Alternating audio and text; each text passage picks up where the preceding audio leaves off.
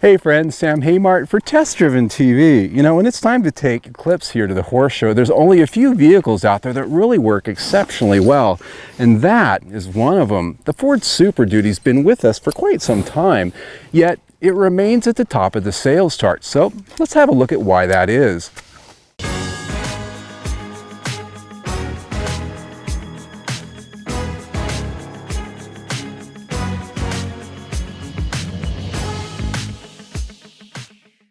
The F-Series Super Duty pickups have received several minor styling updates since their debut as a 1999 model, and while many trim and option packages have come and gone in that time, the premium King Ranch like we have here has proven most popular. Our tester here is Blue Jeans Metallic with a gold lower accent color. Instead of being laden with acres of chrome, it has a more monotone look with body color bumpers and grille surround. There's still enough bright work though, with an expansive grille and polished aluminum wheels. With the long bed, dual wheels, and crew cab, it has a presence in large S no matter where it is. In that way, its large mirrors make it easier than you think to gauge things when driving, and the backup camera doesn't hurt either. Being well outfitted as ours was, it had full cab-length running boards, fog lights and tow hooks up front, as well as a pretty stout trailer hitch receiver and trailer wiring connectors. These are just the kinds of things you expect when you're spending nearly $70,000. The interior of our King Ranch F-350 had some pretty rich adobe hides front and rear with lots of detailing to remind you what you spent the money for. The seats are both heated and ventilated up front and power adjustable. The console gets handsome stitched King Ranch trim, 4 cup holders, and lots of storage inside, but there isn't really a convenient place for your phone. The center stack gets lots of chiclet-sized buttons to help you with that My4Touch infotainment audio and navigation system. The extra redundant controls on the steering wheel and center stack help make life easier dealing with a difficult-to-use touchscreen system, but you still have to page through menus for things like heated seats and some of the climate control functions. Sound quality from the Sony audio system is good, however, and it does offer plenty of connection options, both wired and wireless. Ford should be replacing this in 2017 with an improved Sync 3 system, though. Scoring the technologies here brings us to 4 of 5 stars, the difficult to use and sometimes angering My4Touch interface being the big downer here. The F-350 doesn't offer much in the way of driver assistance or crash prevention tech yet, so those features didn't count. All these big trucks can be had either with a very plain interior, that being rubber floor mats, cloth or vinyl seats, and none of this gizmetry here.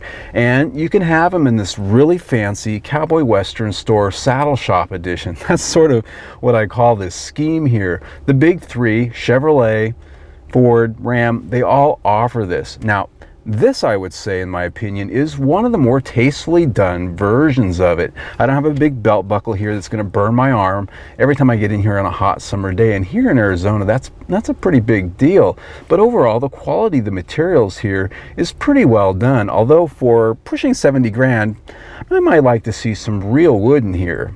Rear seat passengers with this cab enjoy as much space and comfort that exists this side of a Ram Mega Cab.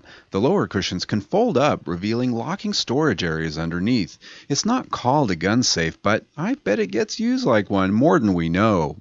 The cabin scores out at 4 of 5 stars, storage and comfort being big standouts. Lower grade plastics here and there in the trims and switchgear were a harsh contrast to things like the high-end leather hides, however. Under the hood was the top option 6.7-liter Powerstroke V8 turbo diesel engine, which has a class-topping 440 horsepower. With 860 pound-feet of torque, it comes exclusively with a 6-speed automatic transmission. It's Ford's first in-house designed and built diesel engine and costs a hefty $8,400, but it is the engine most buyers choose for both its towing power and relative fuel efficiency. It is at current one of the most technologically advanced diesels in its class.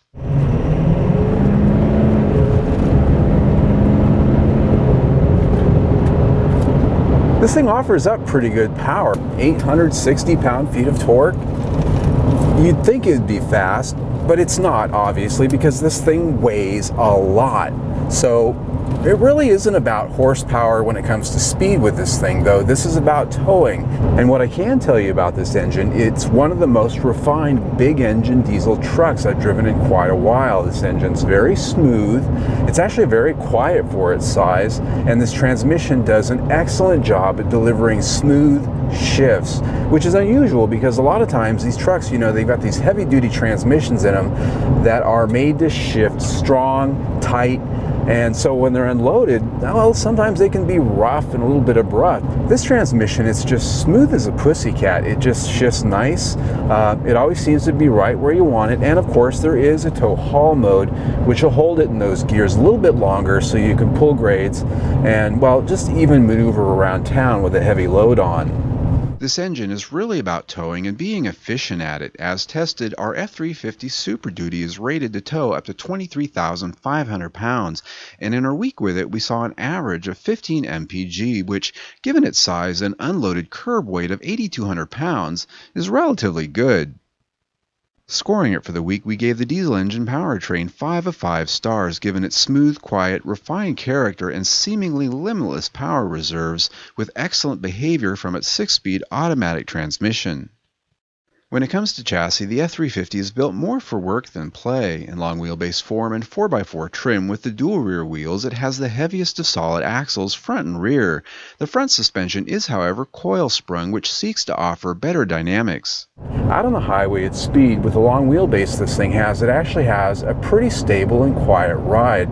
The engine quiets down, very little road noise. Now, because it is a long wheelbase, I get a little bit of flex here because in large part due to its stiff suspension, but it's almost not fair to judge a truck like this on its ride when it's unladen. You put a gooseneck, you put a fifth wheel, any kind of a load on this thing, it's going to ride and drive completely different. What is fair game is a desert washboard road. I love to bring vehicles out here because it really tests how well sorted out the chassis is, how tough it is, and how well built the overall structure is. Am I getting shuddering in the door frames? Yeah, a little bit, but this is a heavy-duty truck. As you can tell, it rides very stiff.